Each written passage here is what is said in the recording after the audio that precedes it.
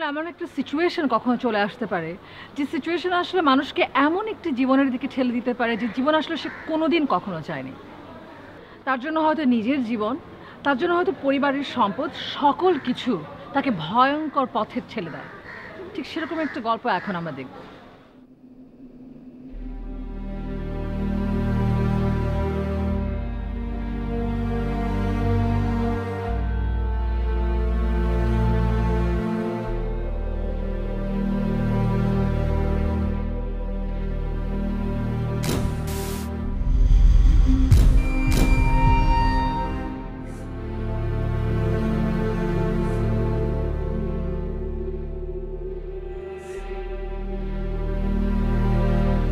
কি করবো এখন আমি?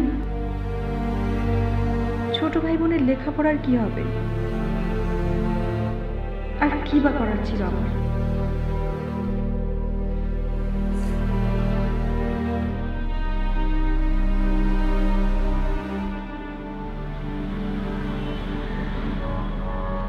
কিরে, কি হয়েছে তোর? অমন করে আছিস কেন? ওই কিছু না, এমনি। দাঁড়া, আমি আসছি।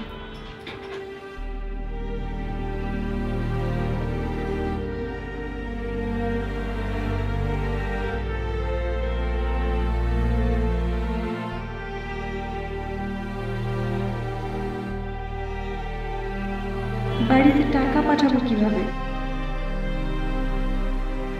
আমি নিজেই বা চলবো কিভাবে?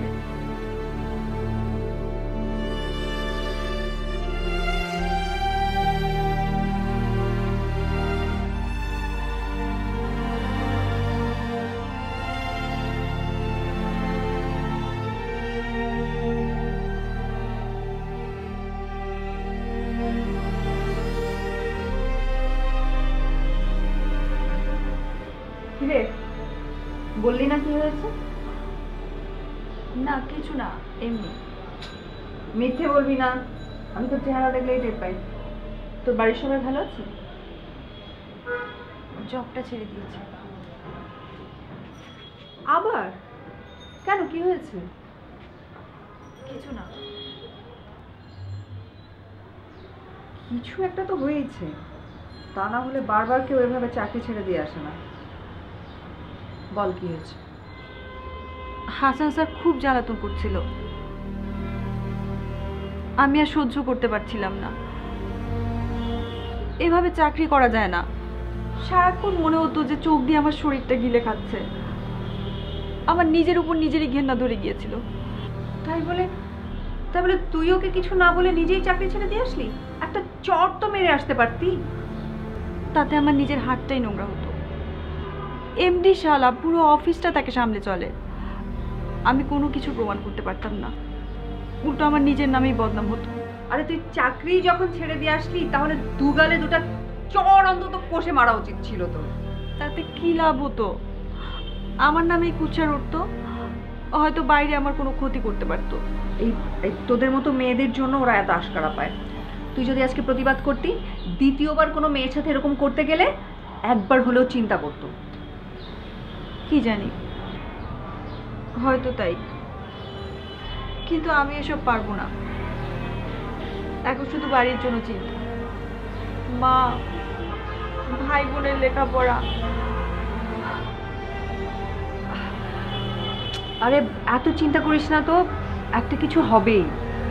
আচ্ছা, রফিক কিছুদিন আগে একটা জবের কথা বলছিল, বেশ ভালো। তুই একবার ওখানে ট্রাই করে দেখতে পারিস, একবার ইন্টারভিউ দিয়ে দেখ, দেখ কি হয়, ইনশাল্লাহ হয়ে যাবে।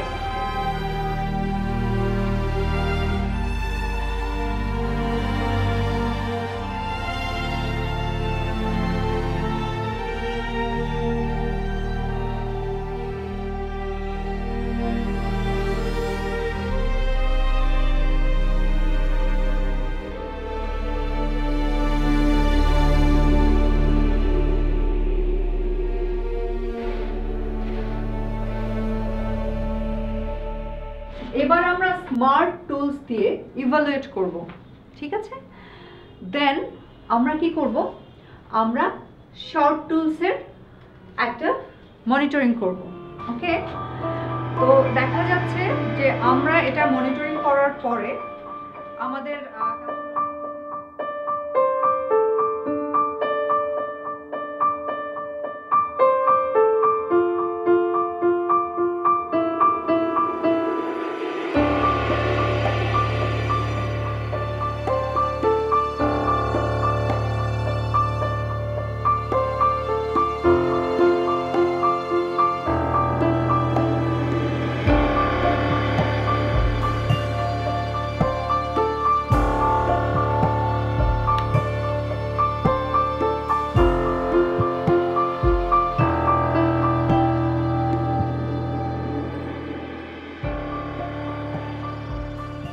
ঋতু, আপনার প্রেজেন্টেশনটা ভালো হয়েছে। Thank you. আপনি অনেক দূর উঠতে পারবেন, কিন্তু জানেন তো অনেক খাটতে হবে, অনেক কম্পিটিশন এখানে। আর এসবের জন্য আপনাকে অনেক কিছুই করতে হতে পারে। তাহলে আমাকে কি করতে হবে ফারুক ভাই? সব তো আর এখানে বলা যাবে না, তোমাকে না হয় আমি সব বুঝিয়ে দিব বিস্তারিত। তা তুমি অফিসে পরে কি করছো আজকে? চলো কোথাও গিয়ে বসি, আর সেখানে না হয় সব কিছু ডিটেলস আলোচনা করা হবে। আর আমার পক্ষ থেকে তোমার জন্য আজকে ডিনার, তোমাকে আমি সব কিছু বুঝিয়ে দেবো। আমরা একসঙ্গে অনেকদিন ধরে কাজ করছি, তাই না ফারুক ভাই? আপনি মনে হয় এতদিন আমাকে চিনেছেন, বুঝেছেন বা জেনেছেন আমি কোন টাইপের। আমি কাজের কথা অফিসের বাইরে করি না। আর আপনার যদি এতই খাওয়ানোর ইচ্ছা, তাহলে আমাদের এই প্রজেক্টটা ফাইনালি হয়ে যাওয়ার পরে অফিসের সবাইকে একদিন লাঞ্চ করিয়ে দিন না, তাতে সবাই খুশি হবে।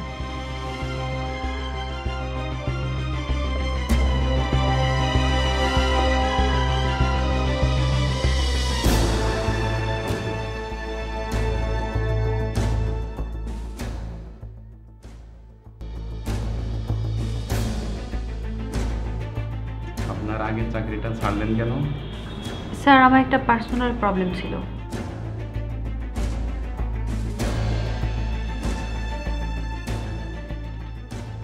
আচ্ছা, আপনি আমাদের কাছে কত এক্সপেক্ট করছেন?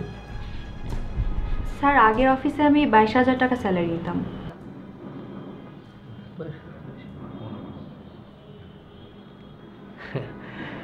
আমরা তো শুরুতে আপনাকে এত দিতে পারবো না। আমরা প্রথমে আপনাকে 15,000 টাকা দিব, তারপরে আপনার 3 মাস প্রভিশন পিরিয়ড চলবে, তারপরে আপনার কাজের উপর মূল্যায়ন করে আমরা রিভিউ করব, তারপর স্যালারি বাড়িয়ে আপনাকে আমরা পার্মানেন্ট করে নিতে পারবো। আপনি যদি রাজি থাকেন তাহলে আগামীকাল দুপুর 12টার মধ্যে আমাদেরকে জানান। ঠিক আছে স্যার, আমি তাহলে আসি। হ্যাঁ, শিওর।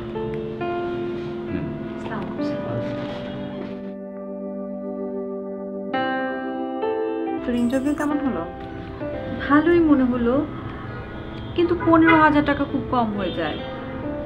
বাড়ি ভাড়া 8,000, বাড়িতে 5,000, যাতায়াত আর হাত খরচের জন্য মাত্র 2,000 টাকা থাকবে। হঠাৎ কোনো সমস্যা হলে তো বিপদে পড়ে যাব। চিন্তা করিস না, মাত্র তো 3 মাস, তারপর রিভিউ করবে। আর আমার বিশ্বাস তোর পারফরমেন্স দেখে ওরা খুব তাড়াতাড়ি স্যালারি বাড়িয়ে দেবে। আর শোন, প্রয়োজনে আমি তো আছি, একদম সংকোচ করবি না। তুই শুধু দেখ যে কাজটা তোর পছন্দ কিনা। এখানে পছন্দের কিছু নেই, চাকরিটা তো আমার প্রয়োজন। প্রয়োজন, ঠিক কথা বলেছিস। তাহলে দেখ, তুই চাকরিটা করতে থাক, তারপরে এটার ফাঁকে ট্রাই করা যাবে অন্য কোথাও। দেন আমিও দেখছি, তুইও দেখ। তাহলে মাসের 1 তারিখে আমি জয়েন করছি।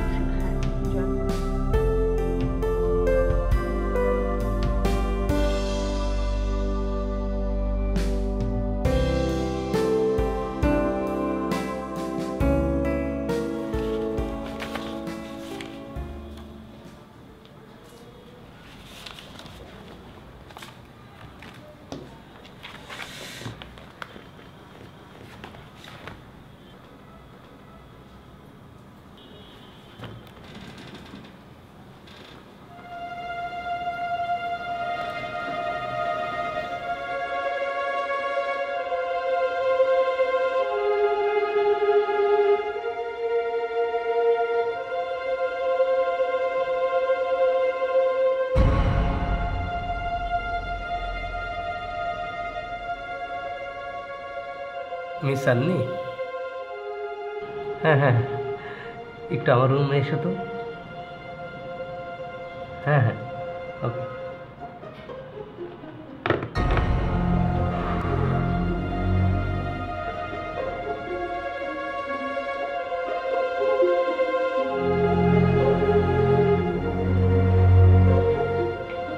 আরে আপনি এসো এসো এসো।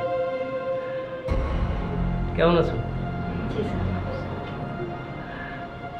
ও, যেটা রাখো, এগুলো কাল সকালে টেকনিক্যাল টিমকে দিবে।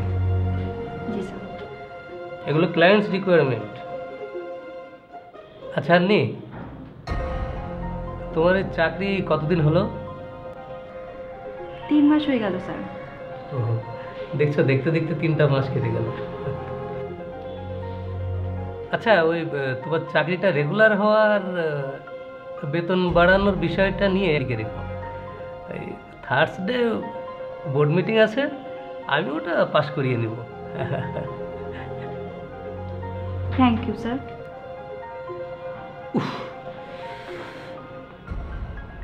এই সকাল থেকে না ঘাড়টা খুব ব্যথা করছে, ভীষণ কষ্ট পাচ্ছি।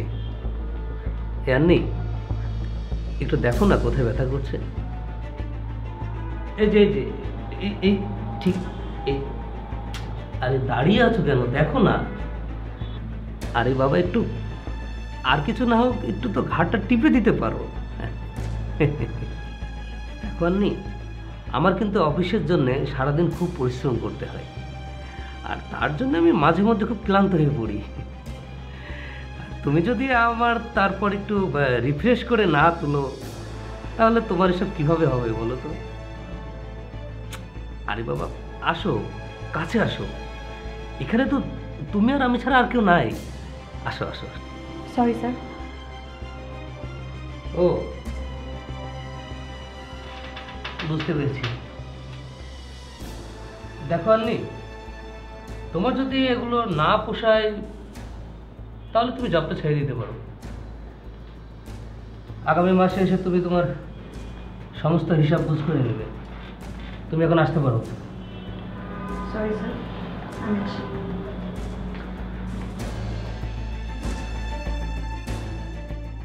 আমাদের ডাকলো কেন? কি বিষয়, কিছু জানেন নাকি? কি জানি, কিছুই তো বুঝতে পারছি না। কোনো প্রবলেম হলো কিনা আবার। ফারুক ভাই, আপনি কিছু জানেন?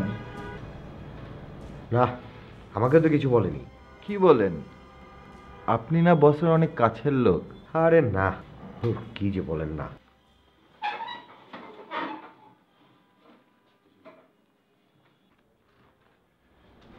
আপনাদের জন্য একটা সুখবর আছে। মিরপুরে কাজটা আমরা পেয়ে গেছি। এই যে ওয়ার্কারটা।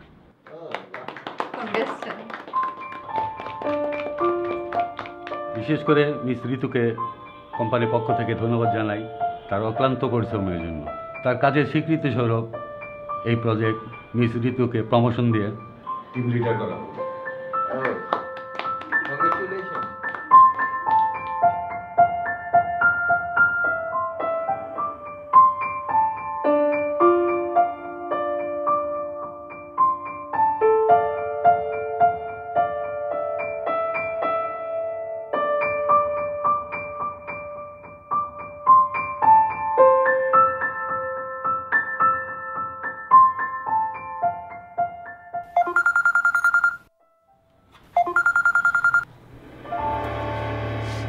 হ্যাঁ শোন, তোকে আমি একটা খুশির খবর দেব।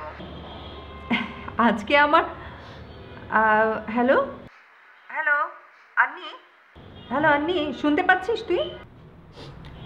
হ্যাঁ বল, শুনছি। তোর কি হয়েছে? এমন করছিস কেন, অনেক কাঁদছিস কেন? তোর কি মন খারাপ?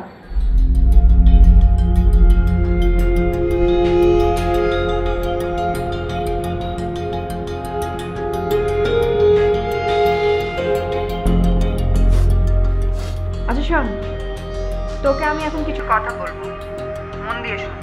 আমি যেভাবে বলবো ঠিক সেভাবে করবি।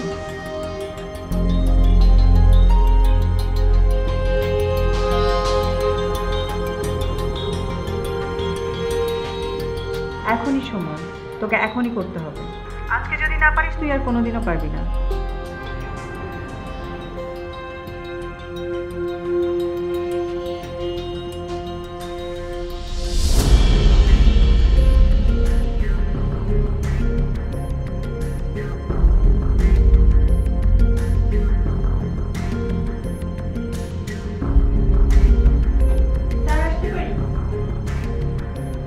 আরে আনলি, এসো এসো এসো।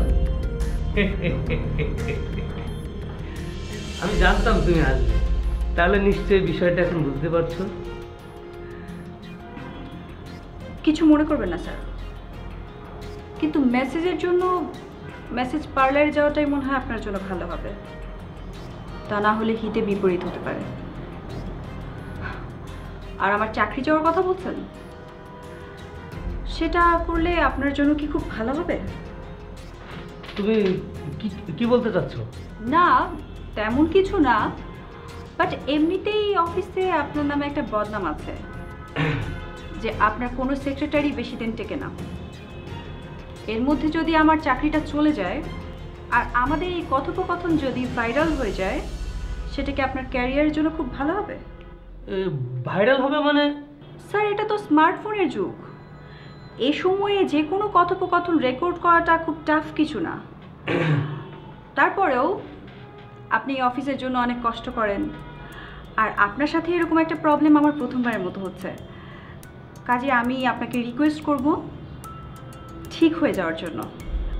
আর একটা কথা, আপনার অনেক তথ্য, ইভেন আপনার ওয়াইফের ফোন নাম্বারটাও কিন্তু আমার কাছে আছে, বাট আমি চাই না যে আপনার ওয়াইফ আর আপনার ছেলেমেয়ের কাছে আপনি এত ছোট হিসেবে প্রমাণিত হন। কিন্তু নেক্সট টাইম এমন কোনো কাজ কোনো মেয়ের সাথে করবেন না যেটা আপনার স্ত্রী বা আপনার কন্যার সাথে হলে আপনি কষ্ট পান, দুঃখ পান, অথবা আপনি সহ্য করতে না পারেন। তারপরেও যেহেতু আপনি আমার বস, আপনার প্রতি কিছুটা দায়িত্ব তো আমার থাকেই।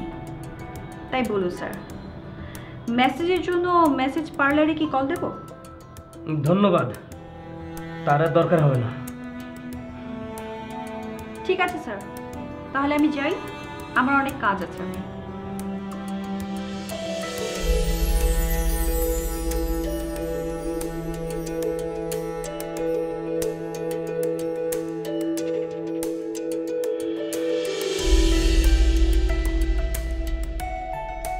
জীবনে আসলে এমন একটা সময় আসতে পারে যে সময় আসলে এমন ভয়ঙ্কর মুহূর্ত যেন কিছুই করার নাই। কি করব, কিভাবে সমাধান করব, এই যখন অবস্থা থাকে তখনই মানুষ আসলে সবচেয়ে ভয়ঙ্করতম পথের দিকে এগিয়ে যায়। যেটা অপরাধ, সেটা সেই বিপদটা আপনার কাছে অনেক বড় বিপদ হলেও অপরাধ কিন্তু সমাজের চোখে অনেক বড় একটি বিপদ। আশা করি আমরা সবাই সে কথা ভাববো, আর আপনাদের ভাবনার কথা আমাদের জানাবেন আমাদের ইমেইল অ্যাড্রেসে। আর ভালো থাকবেন, আলোকিত থাকবেন।